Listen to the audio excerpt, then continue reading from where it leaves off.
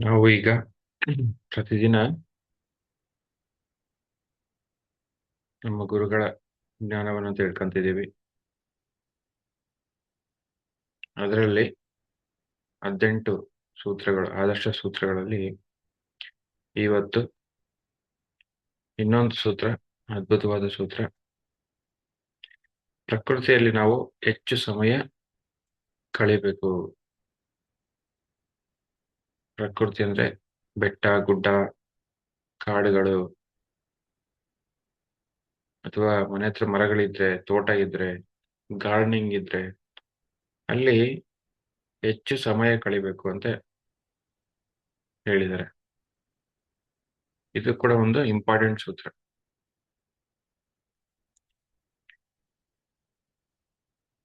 ಯಾಕೆ ಪ್ರಕೃತಿ ಜೊತೆ ನಾವು ಹೆಚ್ಚು ಸಮಯ ಕಳಿಬೇಕಂದ್ರೆ ಅಲ್ಲಿ ಪ್ರಾಣಶಕ್ತಿ ಯಥೇಚ್ಛವಾಗಿದೆ. ಪ್ರತಿ ಸಸ್ಯ ಕೂಡ, ಪ್ರತಿ ವೃಕ್ಷ ಕೂಡ ಒಂದು ಶಕ್ತಿಯನ್ನು ಹೊರಹಾಕ್ತಾ ಇರುತ್ತೆ, ಪ್ರಾಣಶಕ್ತಿಯನ್ನು ಹೊರಹಾಕ್ತಾ ಇರುತ್ತೆ. ಒಂದು ಒಂದು ದೈವಿ ಗುಣ ಇರುತ್ತೆ, ಒಂದು ನೇಚರ್ ಸ್ಪಿರಿಟ್ಸ್ ಅಂತೀವಿ ನಾವು. ಆ ಒಂದು ಆ ಸ್ಪಿರಿಚುವಲ್ ಎನರ್ಜೀಸ್, ಒಂದು ಸ್ಪಿರಿಟ್ ಚೈತನ್ಯ ಅಂತಕ್ಕಂಥದ್ದು ತುಂಬಿರುತ್ತೆ ಒಂದು ಪ್ರತಿ ಸಸ್ಯಲ್ಲೂ ಕೂಡ. ಹಾಗಾಗಿ ನಮ್ಮ ಗುರುಗಳು ಏನ್ ಹೇಳಿದ್ದಾರೆ, ನೇಚರ್ ಅಲ್ಲಿ ಹೆಚ್ಚು ಸಮಯನ ಕಳೆಯಿರಿ. ಒಂದು ಟೈಮಲ್ಲಿ ಪತ್ರಿ ಸಾರು ಎಲ್ಲರನ್ನು ಟ್ರಕ್ಕಿಂಗ್ ಕರ್ಕೊಂಡು ಹೋಗ್ತಿದ್ರು. ಆಂಧ್ರದಲ್ಲಿ ಪಾಪಿಕೊಂಡ ಅಂತ ಒಂದು, ಈ ವೈಜಾಗ್ ಕಡೆ ಒಂದು ಕಾಡಿದೆ. ಅದಾದ್ಮೇಲೆ ಕರ್ನಾಟಕದಲ್ಲೂ ಒಂದೆರಡು ಸತಿ ಈ ಗೋವಾ ಬಾರ್ಡರ್ ಹತ್ರ ಹೋಗ್ಯಾರ, ಒಂದೆರಡು ಸತಿ ಟ್ರಕ್ಕಿಂಗ್ ಹೋಗಿದ್ದಾರೆ ಫಾರೆಸ್ಟ್ ಅಲ್ಲಿ. ಹಾಗೂ ಆ ಕಡೆ ಎಲ್ಲ ಅಂದ್ರೆ ತುಂಬಾ ಅವ್ರಿಗೆ ಇಷ್ಟ. ಅವ್ರು ಚಿಕ್ಕವರದಾಗಿಯೂ ಕೂಡ ಗುಡ್ಡಗಳು ತುಂಬಾ ಹತ್ತೋರಂತೆ. ಅವರು ಆ ದೊಡ್ಡ ದೊಡ್ಡ ಗುಡ್ಡಗಳ ಹತ್ತಿ ಬೆಟ್ ಕಟ್ಟರಂತೆ. ಅಂದ್ರೆ ಬೇರೆಯವ್ರನ್ನ ಸೋಲ್ಸಕ್ ಆಗ್ತಿರ್ಲಿಲ್ಲ, ಬೆಟ್ ಕಟ್ಟಿದ್ ಬಂದಿರ್ತಕ್ಕಂಥ ದುಡ್ಡಲ್ಲಿ ಬುಕ್ಸ್ ಪರ್ಚೇಸ್ ಮಾಡಾರಂತೆ. ಅಂದ್ರೆ ಅಷ್ಟು ಅವರಿಗೆ ಈ ಬೆಟ್ಟ ಗುಡ್ಡಗಳು ಅಂದ್ರೆ ಇಷ್ಟ. ನಾನೇ ಕೇಳಿದೀನಿ, ಎಷ್ಟೋ ಹಳೆಯೊಬ್ರಿಗೆಲ್ಲ ಆ ಆಂಧ್ರದಲ್ಲೆಲ್ಲ ಹೋಗ್ಬೇಕಾದ್ರೆ ತುಂಬಾ ಚಾಲೆಂಜಸ್ ಬರವಂತೆ. ಇವರಿದ್ರೆ ಆ ಚಾಲೆಂಜಸ್ಗಳನ್ನ ಓವರ್ಕಮ್ ಮಾಡಿ ಎಷ್ಟೋ ಜನ ನೀರಲ್ಲಿ ಜಾರೋದನ್ನ ಇವ್ರು ಸೇವ್ ಮಾಡಿರೋದು. ಏನೇನೋ ಒಂದು ಅವಘಡಗಳು ನಡಿಬೇಕಾಗಿತ್ತು, ಅಂತವನ್ನೆಲ್ಲ ಸೇವ್ ಮಾಡಿದ್ದಾರೆ ಪತ್ರಿ ಸರ್. ಕರ್ಕೊಂಡು ಹೋಗೋರು ಎಲ್ಲರನ್ನ, ಎಂತೆಂಥ ದಟ್ಟ ಕಾಡುಗಳಲ್ಲಿ, ಡೀಪ್ ಫಾರೆಸ್ಟ್ ಅಲ್ಲೆಲ್ಲ ಕರ್ಕೊಂಡು ಹೋಗೋರು. ಆಲ್ಮೋಸ್ಟ್ ನಾನು ಒಂದು 98 2000 ಆ ಟೈಮಲ್ಲೆಲ್ಲ. ಅದಾದ್ಮೇಲೆ ಅವರು ಬ್ಯುಸಿ ಆದ್ರು. ಫಾರೆಸ್ಟ್ ಟ್ರೆಕ್ಕಿಂಗ್ ಎಲ್ಲ ಕಡಿಮೆ ಆಯ್ತು. ಬಟ್ ತುಂಬಾ ಅವ್ರು ಇಷ್ಟ ಪಡೋರು. ಈವನ್ ಜೀತವನಂಗೆ ಹೋದ್ರು ಕೂಡ ಅಲ್ಲಿ ಕೂಡ ಒಂದು ಒಳ್ಳೆ ಪ್ರಕೃತಿ ಇದೆ. ಅಲ್ಲಿ ಹೋದ್ರು ಕೂಡ ತುಂಬಾ ಖುಷಿ ಪಡೋರು, ನಾನು ನೋಡಿದೀನಿ. ಸೊ ಅಂದ್ರೆ ಪ್ರಕೃತಿಯಲ್ಲಿ ಹೆಚ್ಚು ಸಮಯ ಕಳೆಯಕ್ಕೆ ಅವ್ರು ಒತ್ತು ಕೊಡೋರು. ಯಾವಾಗ್ಲೂ ನಮ್ಮ ಸುತ್ತ ಆ ಪ್ರಕೃತಿ ಅಂತಕ್ಕಂಥದ್ದು ಹೆಚ್ಚಾಗಿರ್ಬೇಕು. ಗಿಡ ಮರಗಳು, ಸಸಿಗಳು, ಯಾವಾಗ್ಲೂ ಅದ್ರ ಜೊತೆ ಟೈಮ್ ಕಳಿಬೇಕು ನಾವು. ಅದ್ರ ಜೊತೆ ಮಾತಾಡ್ಬೇಕು. ಪ್ರತಿ ವೃಕ್ಷ ಕೂಡ ಒಂದು ಕಮ್ಯುನಿಕೇಶನ್ ಮಾಡುತ್ತೆ ನಮ್ಗೆ. ಸೊ ಹಂಗಾಗಿ ಯಾವಾಗ ನಾವು ಧ್ಯಾನನ ಪ್ರಾರಂಭ ಮಾಡ್ತೀವಿ, ಈ ಪ್ರಕೃತಿ ಜೊತೆ ಒಂದಾಗ್ತೀವಿ ನಾವು, ಈ ಸೃಷ್ಟಿ ಜೊತೆ ಒಂದಾಗ್ತೀವಿ. ಯಾವಾಗ ಸೃಷ್ಟಿ ಜೊತೆ ಒಂದಾಗ್ತೀವಿ, ಆ ಸೃಷ್ಟಿ ಜೊತೆ ಮಾತಾಡಬೇಕು. ಸಸ್ಯ ಜೊತೆ, ಪ್ರಾಣಿಗಳ ಜೊತೆ, ಪಕ್ಷಿಗಳ ಜೊತೆ. ಅಂದ್ರೆ ಒಂದು ಕಮ್ಯುನಿಕೇಶನ್, ಒಂದು ಆ ಭಾಷೆನ ಅರ್ಥ ಮಾಡ್ಕೋಬೇಕು ನಾವು. ಎನರ್ಜೀಸ್ ಬೆಳೆದಾಗ ಏನಾಗುತ್ತೆ, ಸಹಜವಾಗಿ ಅರ್ಥ ಆಗುತ್ತೆ. ಸೊ ಕೆಲವೊಬ್ಬರಿಗೆ ಗಿಡ ಮರಗಳಂದ್ರೆ ತುಂಬಾ ಇಷ್ಟ. ಆ ಗಾರ್ಡನಿಂಗ್ ಅಂದ್ರೆ ತುಂಬಾ ಇಷ್ಟ. ಅದೊಂದು ಅದ್ಭುತವಾದ ಒಂದು ಕಲೆ ಅದು. ಅದನ್ನ ಹೆಚ್ಚಾಗಿ ರೂಢಿಸ್ಕೋಬೇಕು. ಏನಾಗುತ್ತೆ, ಇನ್ನು ನಾವು ಒಂದೊಳ್ಳೆ ವೈಬ್ರೇಷನ್ ಅಲ್ಲಿ ಇರ್ತೀವಿ, ಆ ಶಕ್ತಿಯಲ್ಲಿ ಇರ್ತೀವಿ ನಾವು, ಆ ಒಂದು ಸ್ಪಿರಿಚುವಲ್ ಎನರ್ಜೀಸ್ ಅಲ್ಲಿ ಇರ್ತೀವಿ. ಸೊ ಅದನ್ನ ಕ- ಅದನ್ನ ಮೇಂಟೈನ್ ಮಾಡ್ಬೇಕು. ಅದನ್ನ ಬಿಡಬಾರ್ದು. ಅದು ಅದ್ಭುತವಾದ ಒಂದು ಕ್ವಾಲಿಟಿ, ಅದು ಎಲ್ರಿಗೂ ಬರಲ್ಲ. ಸೊ ಯಾವಾಗ ನಾವು ಈ ಪ್ರಕೃತಿ ಜೊತೆ ಹೆಚ್ಚಾಗಿ ಸಮಯ ಕಳಿತೀವಿ, ಆ ಒಂದು ಎನರ್ಜೀಸ್ ಅಂತಕ್ಕಂಥದ್ದು ನಮ್ಮಲ್ಲಿ ಹೆಚ್ಚಾಗುತ್ತೆ. ಮನಸ್ಸು ಶಾಂತ ಆಗುತ್ತೆ. ಜೊತೆಗೆ ಆ ಪ್ರಕೃತಿಯಿಂದ ನಾವು ಶಕ್ತಿ ಪಡಿತೀವಿ. ನಮ್ಮ ಆಹಾರ ಕ್ಲೆನ್ಸಿಂಗು ಕೂಡ ಆಗುತ್ತೆ. ಈ ಫಾರೆಸ್ಟ್‌ಗಳಲ್ಲಿ ಟ್ರೆಕ್ಕಿಂಗ್ ಹೋದ್ರೆ, ಶಕ್ತಿ ಪೀಠಗಳಲ್ಲಿ ನಾವು ಟ್ರೆಕ್ಕಿಂಗ್ ಹೋದ್ರೆ ಏನಾಗುತ್ತೆ, ನಮ್ಮ ಪ್ರಭಾವಳಿ ಶುದ್ಧ ಆಗುತ್ತೆ, ಕ್ಲೀನ್ ಆಗುತ್ತೆ. ಹಂಗಾಗಿ ಹೆಚ್ಚಿನ ಸಮಯ ನಾವು ಪ್ರಕೃತಿಯಲ್ಲಿ ಸಮಯ ಕಳಿಬೇಕು. ಇದು ಕೂಡ ಒಂದು ಇಂಪಾರ್ಟೆಂಟ್ ವಿಷಯ. ನೇಚರ್ ಅಂದ್ರೇನೆ ಅದು ಒಂದು ಒಂದು ಗುಣ ಇದೆ, ಒಂದು ಕಮ್ಯುನಿಕೇಷನ್ ಇದೆ ಪ್ರಕೃತಿಯಲ್ಲಿ. ಆ ಒಂದು ಕಮ್ಯುನಿಕೇಷನ್‌ನ ಅರ್ಥ ಮಾಡ್ಕೋಬೇಕು ನಾವು ಪ್ರತಿಯೊಬ್ಬರು ಕೂಡ. ಆ ಬೆಟ್ಟ, ಗುಡ್ಡಗಳು ಕೂಡ ಒಂದು ಶಕ್ತಿಯನ್ನು ಹೊರಸೂಸ್ತಿರ್ತವೆ. ಆ ಪ್ರಕೃತಿನ ಕಾಪಾಡ್ತಿರ್ತವೆ. ಒಂದು ಸಿಸ್ಟಮ್ ಜನರೇಟ್ ಆಗಿರುತ್ತೆ ಈ ಒಂದು ಸೃಷ್ಟಿಯಲ್ಲಿ. ಅವು ಕೂಡ ಎನರ್ಜೀಸ್‌ನ ಎಲ್ಲರಿಗೂ ಕಳಿಸ್ತಾ ಇರ್ತವೆ. ಅವನ್ನ ಡಿಸ್ಟರ್ಬ್ ಮಾಡ್ಬಾರ್ದು. ಇವಾಗೇನಾಗಿದೆ, ಆ ಗುಡ್ಡಗಳನ್ನ ಕಡಿತಿದ್ದಾರೆ ಡೆವಲಪ್‌ಮೆಂಟ್ ಅಂತ. ಬಟ್ ಅವು ಎಷ್ಟೋ ಶಕ್ತಿನ ಭೂಮಿಗೆ ಕೊಡ್ತಿದ್ದಾವೆ, ಮನುಷ್ಯನಿಗೂ ಕೊಡ್ತಿದ್ದಾವೆ. ಪ್ರತಿಯೊಬ್ಬರು ಟ್ರೆಕ್ಕಿಂಗ್‌ಗಳಿಗೆ ಹೋಗ್ಬೇಕು. ಆ ಶಕ್ತಿ ಅವು ಆ ಆ ಗುಡ್ಡ ಬೆಟ್ಟಗಳ ಹತ್ರ ಹೋದಾಗ ಏನಾಗುತ್ತೆ, ಆ ಶಕ್ತಿ ಜೊತೆ ಒಂದಾಗ್ತೀವಿ ನಾವು. ಆ ಪ್ರತಿಯೊಂದು ಕಲ್ಲು ಕೂಡ ಶಕ್ತಿನೇ. ಅದು ಕೂಡ ಆತ್ಮನೇ. ಅಂದ್ರೆ ಆ ಚೈತನ್ಯ ಏನಂದ್ರೆ, ಆ ಶಕ್ತಿನ ಕೊಡ್ತಾ ಇರುತ್ತೆ. ನಾವು ಅದ್ರ ಜೊತೆ ಹತ್ರ ಹೋದಾಗ ಆ ಶಕ್ತಿನ ಸ್ವೀಕರಿಸ್ತೀವಿ ನಾವು. ಅದೇ ತರ ವೃಕ್ಷಗಳು ಅಷ್ಟೇ. ಹ್ಮ್. ಪ್ರತಿ ಪ್ರಾಣಿನೂ ಅಷ್ಟೇ. ಅಂದ್ರೆ ಸೃಷ್ಟಿಯಲ್ಲಿ ಮನುಷ್ಯ ಬಿಟ್ಟು ಬೇರೆ ಎಲ್ಲ ಶಾಂತವಾಗಿದಾವೆ, ಕಾಲಿದಾವೆ ಅಲ್ಲಿ. ಮನಸ್ಸಿಲ್ಲ ಅಲ್ಲಿ. ಹಂಗಾಗಿ ಎಲ್ಲಿ ಮನಸ್ಸಿಲ್ಲೋ ಅಲ್ಲಿ ನಾವು ಹೋದಾಗ ಆ ಶಕ್ತಿನ ಪಡಿತೀವಿ, ಪ್ರಾಣ ಶಕ್ತಿನ ಪಡಿತೀವಿ. ನಾವು ನಾನು 2008, 7 ಆ ಟೈಮಲ್ಲೆಲ್ಲ ಪಿರಮಿಡ್ ವ್ಯಾಲಿಯಲ್ಲಿದ್ದಾಗ ಆ ಪಿರಮಿಡಲ್ಲಿ ಧ್ಯಾನ ಮಾಡ್ತಿರ್ಲಿಲ್ಲ. ಹೆಚ್ಚಾಗಿ ನಾನು ಆ ತಪಸ್ಥಳಿಯಲ್ಲೇ ಕೂರ್ತಿದ್ದೆ ಹೆಚ್ಚಾಗಿ. ತಪಸ್ಥಳಿಯಲ್ಲಿ, ಆ ಕಡೆ ಈ ಕಡೆ ಗುಡ್ಡಗಳಲ್ಲಿ ಹೆಚ್ಚು ಕೂತಿದ್ದೆ ಧ್ಯಾನ ಅಲ್ಲೇ ನಾನು. ಎಷ್ಟು ಅದ್ಭುತವಾಗಿರೋದು. ನನಗೆ ಯಾಕೋ ಪಿರಮಿಡ್ ಅದ್ಭುತ. ಬಟ್ ಪಿರಮಿಡಲ್ಲಿ ಧ್ಯಾನ ಮಾಡ್ಬೇಕು ಅನಿಸ್ತಿರ್ಲಿಲ್ಲ. ಬರೀ ಹೊರಗಡೆ ಧ್ಯಾನ ಮಾಡ್ತಿದ್ದೆ. ಹೆಚ್ಚಾಗಿ ನಾನು ಮಾಡಿದ್ದೆ ಹೊರಗಡೆ ಸಾಧನೆ. ಅಂದ್ರೆ ಅಷ್ಟು ಚೆನ್ನಾಗಿ ಅನ್ಸೋದು ಪ್ರಕೃತಿ. ಅವಾಗಿನ್ನು ಕ್ರೌಡೇ ಇರ್ಲಿಲ್ಲ. ಕೂತ್ರೆ 2 ಗಂಟೆ, 3 ಗಂಟೆ ಹಂಗೆ ಕೂತ್ಬಿಡ್ತಿದ್ದೆ ನಾನು. ಅಷ್ಟು ಚೆನ್ನಾಗಿ ಅನ್ಸೋದು. ಅಷ್ಟು ಎನರ್ಜಿಸ್ಸು ಇರೋದು. ಪ್ರಕೃತಿಯಲ್ಲಿ ಹೆಚ್ಚು ಸಾಧನೆ ಮಾಡ್ಬೇಕು. ಅದು ಬೇರೆನೆ ಒಂದು ಸ್ಥಿತಿನೇ ಬೇರೆ, ಕಮ್ಯುನಿಕೇಷನ್ನೇ ಬೇರೆ. ಎಲ್ಲ ಕಡೆ ಅದ್ಭುತವಾದ ಪ್ರಕೃತಿ ಇದೆ. ಆ ಪ್ರಕೃತಿನ ಕಾಪಾಡೋದು ಒಂದು ನಮ್ಮ ಕರ್ತವ್ಯ. ಜೊತೆಗೆ ಪ್ರಕೃತಿ ಜೊತೆ ನಾವು ಟೈಮನ್ನು ಕಳಿಬೇಕು. ಸಮಯನ ಹೆಚ್ಚು ಕಳ್ದಾಗ ಏನಾಗುತ್ತೆ, ಹೆಚ್ಚು ಶಕ್ತಿ ಪಡಿತೀವಿ ನಾವು. ನಮ್ಮಲ್ಲಿ ಎಷ್ಟೋ ಪರಿವರ್ತನೆಗಳಾಗುತ್ತೆ. ಆ ಪ್ರಕೃತಿಯಲ್ಲಿ ನಾವು ಸಮಯ ಕಳೆದಾಗ. ಒಂದು ಮ್ಯೂಸಿಕ್‌ನ ಕೊಡ್ತಾ ಇರುತ್ತೆ ಪ್ರಕೃತಿ. ಅದನ್ನೆಲ್ಲ ಆ ರಿಸರ್ಚ್ ಮಾಡಿ ಪ್ರತಿಯೊಂದು ಸಸಿ ಕೂಡ ಒಂದೊಂದು ತರಂಗಗಳನ್ನ ಒಂದು ಮ್ಯೂಸಿಕ್‌ನ ಕೊಡ್ತಾ ಇರತ್ತಂತೆ ನೋಡಿ. ಅಷ್ಟಿದೆ ಒಳಗಡೆ ಒಂದು ಪ್ರಕೃತಿಯಲ್ಲಿ. ಹಾಗಾಗಿ ಪ್ರಕೃತಿಯಲ್ಲಿ ನಾವು ಹೆಚ್ಚು ಸಮಯ ಕಳೆದಾಗ ಇದೆಲ್ಲ ಗೊತ್ತಾಗುತ್ತೆ. ಅದ್ಭುತಗಳು ಗೊತ್ತಾಗುತ್ತೆ. ನೇಚರ್ ಅಂದ್ರೇನೆ ಒಂದು ಮಹಾ ಗ್ರಂಥ ಇದ್ದಂಗೆ. ಅಷ್ಟು ಆಳ ಇದೆ ನೇಚರ್ ಅಂದ್ರೆ. ನಮ್ಮ ಸ್ನೇಹಿತರೊಬ್ರಿದ್ದಾರೆ ಗೋಪಾಲ್ ಕೃಷ್ಣ ಅಂತ. ಅವ್ರ ಮನೆಯಲ್ಲಿ ಎಷ್ಟೋ ಹೊಸ ಗಿಡಗಳು. ನೋಡೇ ಇರಲ್ಲ, ಕೇಳೇ ಇರಲ್ಲ. ಅಂತಂತ ಸಸಿಗಳು, ಅಂತಂತ ಗಿಡಗಳೆಲ್ಲ ಇದಾವೆ. ಅವ್ರು ಮ್ಯೂಸಿಕ್ ಆಗ್ಬಿಟ್ಟು ಆಧ್ಯಾತ್ಮಿಕ ಕೃಷಿ ಮಾಡ್ತಿದ್ದಾರೆ. ಮೈಸೂರಲ್ಲೇ ಇದೆ. ಇನ್ನೂ ಸಣ್ಣ ಮಟ್ಟದಲ್ಲಿದೆ. ಅವರು ಆ ಗಿಡಗಳಿಗೆಲ್ಲ ಮ್ಯೂಸಿಕ್ ಹಾಕಿದ್ದಾರೆ, ಕ್ರಿಸ್ಟಲ್ಸ್ ಇಟ್ಟಿದ್ದಾರೆ. ಆ ಗಿಡಗಳ ಜೊತೆ ಹೋಗ್ಬಿಟ್ಟು ಟೈಮ್ ಕಳೀತಾರೆ ದಿನ. ಅವ್ರ ಜಮೀನಲ್ಲೂ ಕೂಡ, ಮನೇಲಿ ಕೂಡ ಅದ್ಭುತವಾದ ಒಂದು ಆ ಸೃಷ್ಟಿನೇ ಮಾಡಿದ್ರು. Medicinal plants, Ayurveda plants, spiritual plants, ಎಷ್ಟೋ ಪ್ಲಾಂಟ್ಸು ನೋಡಿ. ಅಂದ್ರೆ ಎಷ್ಟೋ ಆ ಒಂದು ಅಲ್ಲಿ ಕೂಡ ಎಷ್ಟೊಂದು ದೊಡ್ಡ ಗ್ರಂಥ ಇದೆ. ಅದ್ಭುತವಾದ ಒಂದು ವಿಷಯ ಇದೆ. ಅದನ್ನೆಲ್ಲ ನಾವು ಅರಿಬೇಕು. ಆ ಸೃಷ್ಟಿ ಎಷ್ಟೋ ವಿಷಯಗಳನ್ನ ಸಂಗ್ರಹಿಸ್ಕೊಂಡಿದೆ. ಅದನ್ನೆಲ್ಲ ಅರ್ಥ ಆಗಿ ಏನಾಗುತ್ತೆ, ಎಷ್ಟು ಹೆಚ್ಚು ಜ್ಞಾನ ಬರುತ್ತೆ. ಪ್ಲಸ್ಸು ಆ ಒಂದು ಸ್ಥಿತಿನೇ ಬೇರೆ.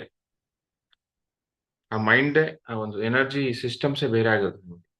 ಸೊ ಹಂಗಾಗಿ ಪ್ರಕೃತಿ ಯಾವಾಗ ಸಿಗುತ್ತೆ ಅವಾಗ ನಾವು ಟೈಮನ್ನ ಕಳಿಬೇಕು. ಅದ್ರ ಜೊತೆ ಒಂದಾಗ್ಬೇಕು, ಮಗು ತರ ಆಗ್ಬೇಕು ನೋಡಿ. ಅದು ಇಂಪಾರ್ಟೆಂಟ್. ಪ್ರಕೃತಿ ಅಂದ್ರೇನೆ ಅದು. ಅಪ್ಪಗಪ್ಪ ಪ್ರಕೃತಿನ ಯಾವಾಗ್ಲೂ ಹಗ್ ಮಾಡ್ಬೇಕು ಪ್ರಕೃತಿನ. ಅಂದ್ರೆ ಅದು ಎಷ್ಟು ಶಕ್ತಿ ಕೊಡಕ್ ರೆಡಿ ಇರುತ್ತೆ. ಪ್ಯೂರ್ ಇರುತ್ತೆ ಅಲ್ಲಿ. ಆ ಪ್ಯೂರಿಟಿ ಅಂತಕ್ಕಂಥದ್ದು ಇನ್ನೂ ಹೆಚ್ಚಾಗುತ್ತೆ. ನಮ್ಮಲ್ಲಿರ್ತಕ್ಕಂಥ ಕಲ್ಮಶಗಳು ಹೋಗುತ್ತೆ ಪ್ರಕೃತಿ ಜೊತೆ ಟೈಮ್ ಕಳೆದಾಗ. ನೀರಲ್ಲಿ ಹೋಗ್ಬೇಕು, ನೀರಲ್ಲಿ ಆಡ್ಬೇಕು, ಮುಳುಗ್ಬೇಕು. ಹ್ಮ್. ಸೊ ಅಂದ್ರೆ ಎಷ್ಟೋ ಶುದ್ಧ ಆಗುತ್ತೆ ನಮ್ಮ ಮನಸ್ಸು, ಎಷ್ಟೋ ಹಗುರ ಆಗುತ್ತೆ. ನಮ್ಮಲ್ಲಿರ್ತಕ್ಕಂಥ ಎಮೋಷನ್ಸ್ ಎಷ್ಟೋ ಕ್ಲಿಯರ್ ಆಗ್ತವೆ ಪ್ರಕೃತಿಯಲ್ಲಿ ನಾವು ಟೈಮ್ ಕಳೆದಾಗ. ನೋವುಗಳು ಮರೀತಾರೆ ಎಷ್ಟೋ. ಪ್ರಕೃತಿ ಅಂದ್ರೇನೆ ಯಾವಾಗ್ಲೂ ಕಾಯ್ತಾ ಇರ್ಬೇಕು, ಯಾವಾಗ ಸಿಗುತ್ತಪ್ಪ ಟೈಮ್ ನನಗೆ ಪ್ರಕೃತಿ ಜೊತೆ ಒಂದಾಗ, ಟ್ರಕ್ಕಿಂಗ್ ಯಾವಾಗ ಹೋಗ್ತೀನಿ, ಬೆಟ್ಟ ಗುಡ್ಡಗಳು ಯಾವಾಗ ಹೋಗ್ತೀನಿ ಅಂತ ಸಮಯನ ಕಾಯ್ತಾ ಇರಬೇಕು.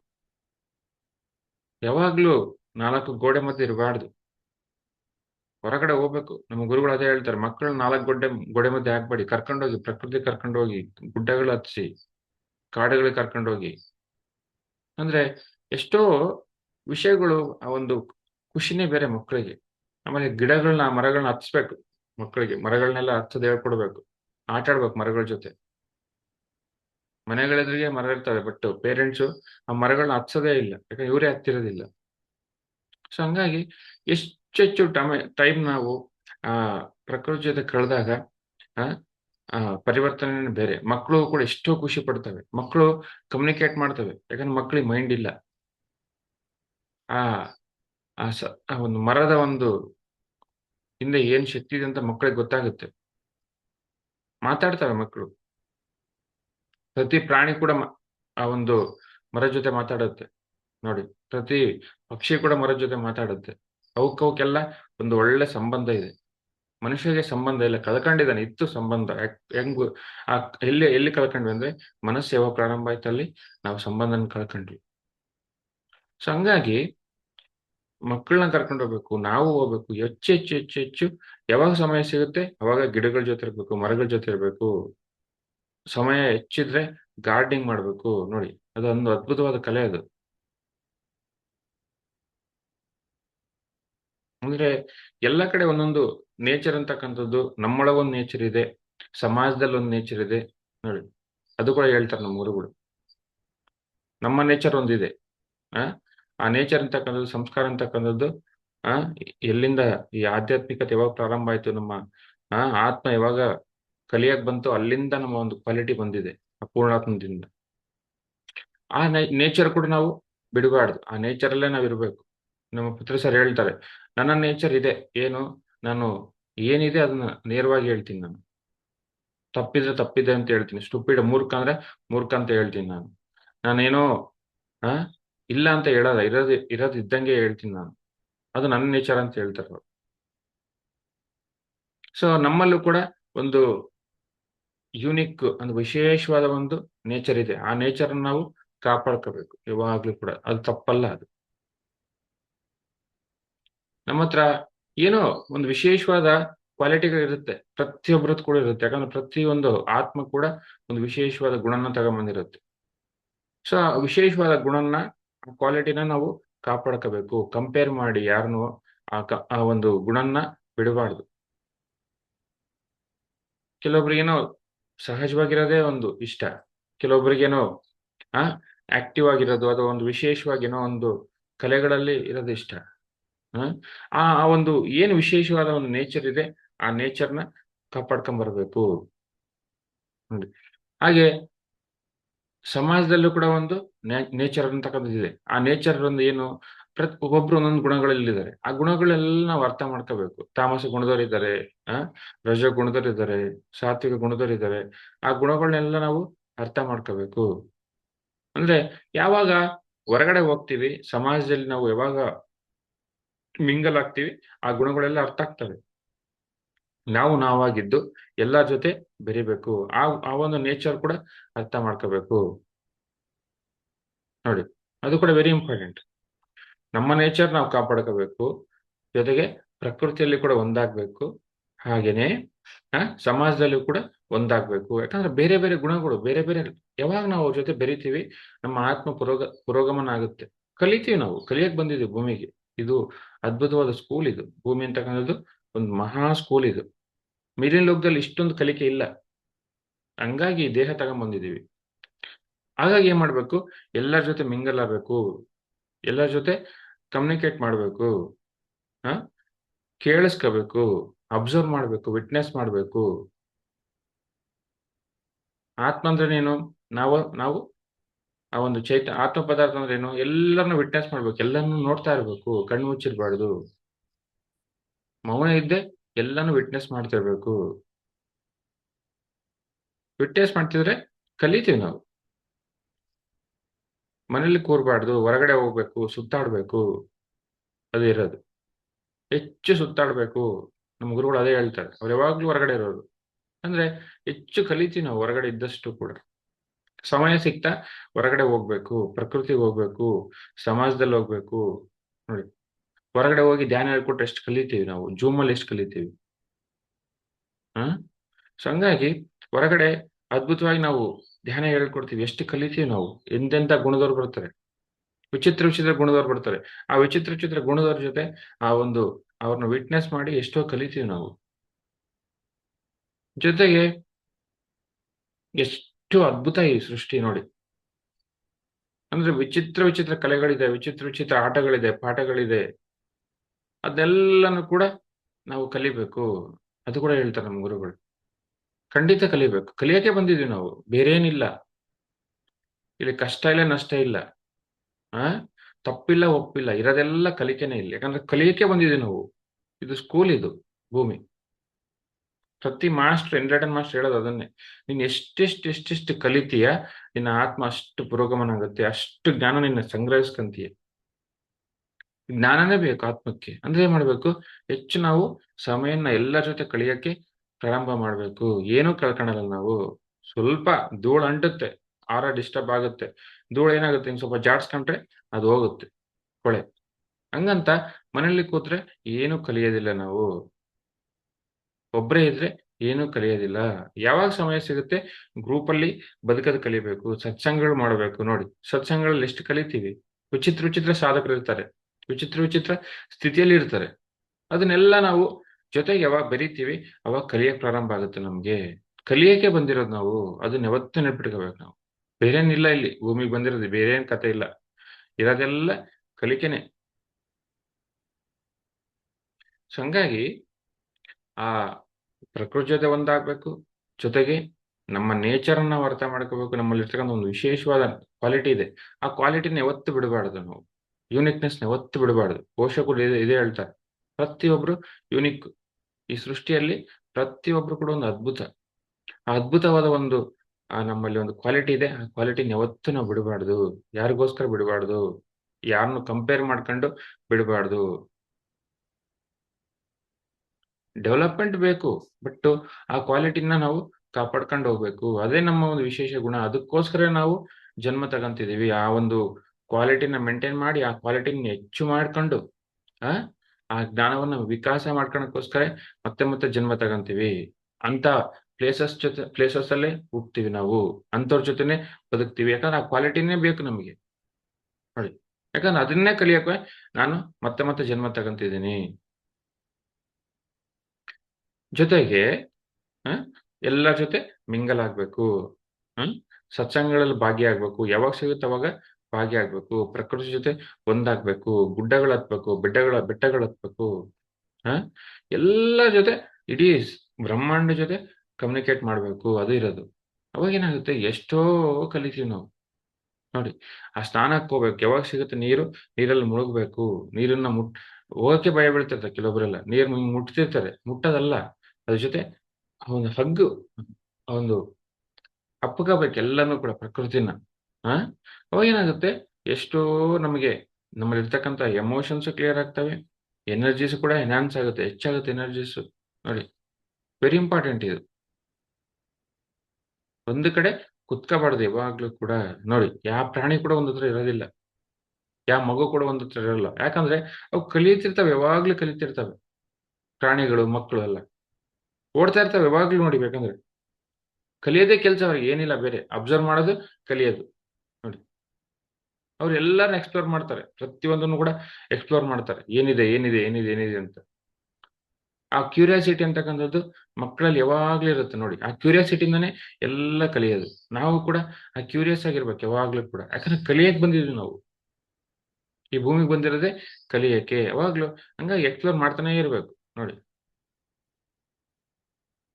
ಹೊಸ ಹೊಸ ಹೊಸ ಕಲೆಗಳನ್ನ, ಆಟಗಳನ್ನ, ಪಾಠಗಳನ್ನ, ಪ್ರಕೃತಿನ ಎಕ್ಸ್ಪ್ಲೋರ್ ಮಾಡ್ತಾ ಇರ್ಬೇಕು. ಹೊಸ ಹೊಸ ಗುಡ್ಡಗಳು, ಇವತ್ತು ಈ ಗುಡ್ಡ ಹತ್ತಿದ್ದೀನಿ, ನೆಕ್ಸ್ಟ್ ಯಾವ ಗುಡ್ಡ ಹತ್ತಿಲ್ಲ ನಾನು. ಬೆಟ್ಟ ಹತ್ಲಿ ಹತ್ತಾ ಇರ್ಬೇಕು ಯಾವಾಗ್ಲೂ. ಕಾಲಿರೋ ನಮ್ಮ ಪತ್ರ ಸರ್ ಹೇಳ್ತಾರೆ, ಆ ಬೆಟ್ಟಗಳಿರೋದು ಯಾಕೆ ಹತ್ತಕ್ಕೆ, ಕಾಲಿರೋದು ಯಾಕಿದೆ ನಿಮಗೆ, ಕಾಲ್ಗಳು ಯಾಕಿರೋದು ಇರೋದು, ಆ ಬೆಟ್ಟಗಳು ಹತ್ತಕ್ಕೆ ಇರೋದು ಅಂತ. ಒಂದ್ಸರಿ ಏನಾಯ್ತು, ಶ್ರೀಶೈಲದಲ್ಲಿ ಧ್ಯಾನ ಮಹಾಯಜ್ಞ ಇತ್ತು. శ్రీశైల్ ధ్యాన మహాయజ్ఞ ಅಂದ್ರೆ పత్రి సార్ ఏం ಹೇಳಿದ್ರು, ఈ గడ్డంగాడి దగ్గర ఏం లేదు అక్కడ పోండి, అక్కడ పోయి ఆ కొండలు ఉన్నాయి కదా అక్కడ పోండి ಅಂದ್ರು. ಅಂದ್ರೆ ಈ ಗಡ್ಡವರ ಹತ್ರ ಏನೂ ಇಲ್ಲ, ಆ ಬೆಟ್ಟಗಳಿದೆ ಗುಡ್ಡಗಳಿದೆ, ಆ ಕಾಡಲ್ಲಿ ಹೋಗಿ ನೀವು ಹೋಗಿ ನೋಡ್ಕೊಂಬನ್ನಿ ಕಾಡು ಅಂದ್ರು. ಬೆಳಿಗ್ಗೆ ಕ್ಲಾಸಲ್ಲಿ ಹೇಳಿದ್ರು. ನಮಗೇನು ಅನಿಸ್ತು, ಪತ್ರಿ ಸರ್ ಹಿಂಗೆ ಹೇಳಿದ್ರಲ್ಲ ಹೋಗೋಣ ಅಂತ. ಸಂಜೆ ನಾವೇನ್ ಮಾಡಿದ್ವಿ, ಒಂದು 3 ಗಂಟೆಗೆ ಆ ಕಾಡಲ್ಲಿ ಸುಮ್ಮನೆ ನೋಡಕ್ ಹೋದ್ವಿ.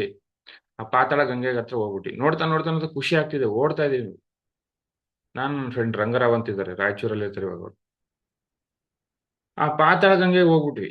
ಅವಾಗೇನಾಯ್ತು, ಕತ್ಲಾಗೋಯ್ತು, ಒಂದು 6:30 7 ಆಗೋಯ್ತು. ನನ್ನ ಫ್ರೆಂಡಿಗೆ ಹೇಳ್ದೆ, ಇದ್ಬಿಡೋಣ ಇಲ್ಲೇ ಚೆನ್ನಾಗಿದೆ, ಬೆಳಿಗ್ಗೆ ಎಲ್ಲೇ ಧ್ಯಾನ ಮಾಡ್ಕೊಂಡು ಇಲ್ಲೇ ಇದ್ಬಿಟ್ಟು, ನೀರಿದೆ, ಗುಡ್ಡಗಳಿದೆ, ಅದ್ಭುತವಾದ ಕಾಡಿದೆ ಒಳಗಡೆ, ಫುಲ್ಲು ಆಲ್ಮೋಸ್ಟ್ ಒಂದು ಒಳ್ಳೆ ಫಾರೆಸ್ಟ್ ಅಲ್ಲಿ ಇದ್ವಿ ನಾವು, ಇಲ್ಲೇ ಇದ್ಬಿಡೋಣ ಅಂದೆ ನಾನು. ನನಗೆ ಭಾರಿ ಖುಷಿ ಆಗ್ಬಿಡ್ತು. ನಮ್ಮ ಫ್ರೆಂಡ್ ಏನಂದ್ರೆ, ಏನಾದ್ರು ಬಂದ್ಬಿಟ್ರೆ ಕಷ್ಟ ಅಂತ ಭಯ ಬೀಳಕ್ ಶುರು ಮಾಡ್ದ. ಅವಾಗ ಅಲ್ಲಿಂದ ಮತ್ತೆ ವಾಪಸ್ ಬಂದ್ವಿ ನಾವು. ಅಂದ್ರೆ ಆ ಕಾಡು ಕರಿತಾ ಇರುತ್ತೆ ಬಾ ಅಂತ. ಎಷ್ಟು ಆ ಸೌಂದರ್ಯ, ಆ ಆ ಒಂದು ಕಮ್ಯುನಿಕೇಶನ್ ನಡೀತಾ ಇರುತ್ತೆ ನಮ್ಮ ಮಧ್ಯೆ. ಅದನ್ನ ನೋಡಿದಷ್ಟು ಖುಷಿ ನನಗೆ, ಓಡ್ತಾ ಇದ್ದೆ ನಾನು ಆ ಪ್ರಕೃತಿ ನೋಡಿ ನೋಡಿ ನೋಡಿ. ಅಂದ್ರೆ ನಮ್ಮ ಗುರುಗಳು ಹೇಳಿದ್ರಂತ ಹೋದ್ವಿ, ಬಟ್ ಡೀಪ್ ಫಾರೆಸ್ಟ್ ಅಲ್ಲಿ ಹೋಗ್ಬಿಟ್ವಿ ನಾವು. ಆ ನಲ್ಲಮಲ್ಲ ಫಾರೆಸ್ಟ್ ಅಂತ ಆಂಧ್ರದಲ್ಲಿ ಹೇಳ್ತಾರೆ, ಅಷ್ಟು ಚೆನ್ನಾಗಿತ್ತು ಫಾರೆಸ್ಟ್. ಅಂದ್ರೆ ಎಷ್ಟೋ ಖುಷಿ ಕೊಡುತ್ತೆ ಪ್ರತಿ ಫಾರೆಸ್ಟ್ ಕೂಡ, ಎಷ್ಟೋ ಕಮ್ಯುನಿಕೇಟ್ ಆಗುತ್ತೆ. ನನ್ನ ಪಾಸ್ಟ್ ಲೈಫ್ಗಳಲ್ಲಿ ನೆನಪದು ಆ ಫಾರೆಸ್ಟ್ ಅಲ್ಲಿ ಹೋಗ್ಬೇಕಾದ್ರೆ ನಾನು. ಸರ್ ನೋಡಿ, ಅಂದ್ರೆ ಏನೋ ಒಂದು ಕಮ್ಯುನಿಕೇಶನ್ ಪ್ರತಿ ಒಂದು ನೇಚರ್ ಅಲ್ಲಿ ಇರುತ್ತೆ. ಅದನ್ನ ನಾವು ಯಾವಾಗ ಅದ್ರ ಹತ್ರ ಹೋಗ್ತೀವಿ ನಮಗೆ ಅರ್ಥ ಆಗುತ್ತೆ. ಪ್ರತಿಯೊಬ್ರು ಕೂಡ ಯಾವಾಗ ಸಿಗುತ್ತೆ ಪ್ರಕೃತಿ ಜೊತೆ ಒಂದಾಗ್ಬೇಕು, ಹೋಗ್ಬೇಕು, ಟೈಮ್ ಕಳಿಬೇಕು, ಟ್ರೆಕ್ಕಿಂಗ್ ಮಾಡಬೇಕು. ಅದ್ಭುತವಾದ ಸೃಷ್ಟಿ ಇದೆ ನಮ್ಮ ಮೈಸೂರು ಸುತ್ತಮುತ್ತ, ಎಷ್ಟೋ ಸೃಷ್ಟಿ ನೇಚರ್ ಇದೆ. ಆ ಹೋಗ್ಬೇಕು ಟ್ರೆಕ್ಕಿಂಗ್ಗಳು, ಪ್ಲಾನ್ ಮಾಡ್ತಿರ್ಬೇಕು, ಮಕ್ಕಳನ್ನ ಕರ್ಕೊಂಡು ಹೋಗ್ಬೇಕು ಜೊತೆ, ನಾವೊಂದೇ ಹೋಗ್ಬಾರ್ದು, ಇಡೀ ಕುಟುಂಬ ಹೋಗ್ಬೇಕು. ಅವಾಗ ಏನಾಗುತ್ತೆ, ಆ ಸಂಸಾರದಲ್ಲಿರ್ತಕ್ಕಂಥ ಆ ರಿಲೇಷನ್ಸ್ ಕೂಡ ಸ್ಟ್ರಾಂಗ್ ಆಗ್ತವೆ. ಯಾಕಂದ್ರೆ ಎಲ್ಲರಿಗೂ ಎಮೋಷನ್ಸ್ ಕ್ಲಿಯರ್ ಆಗ್ತವೆ. ಒಂದು ದೊಡ್ಡ ಆಪರ್ಚುನಿಟಿ, ಅದು ಗ್ರೇಟ್ ಆಪರ್ಚುನಿಟಿ ಅದು. ಪ್ರತಿಯೊಬ್ರು ಟೈಮನ್ನು ಕಳಿಬೇಕು, ಬಿಡಬಾರ್ದು ಯಾವಾಗ್ಲೂ. ಮನೆಯಲ್ಲೇ ಕೂತ್ಕೋಬಾರ್ದು, 4 ಗೋಡೆ ಮಧ್ಯೆ ಕೂತ್ಕೋಬಾರ್ದು, ನಾವ್ ಒಂದೇ ಇರಬಾರ್ದು. ಹೋಗ್ಬೇಕು, ಮಿಂಗಲ್ ಆಗ್ಬೇಕು, ಮಾತಾಡ್ಬೇಕು ಜೊತೆ, ಎಲ್ಲರ ಜೊತೆ. ಸೊ ಅಲ್ಲಿ ಕಲಿಕೆ ಅಂತದ್ದು ಅಪಾರವಾಗಿರುತ್ತೆ. Thank you mister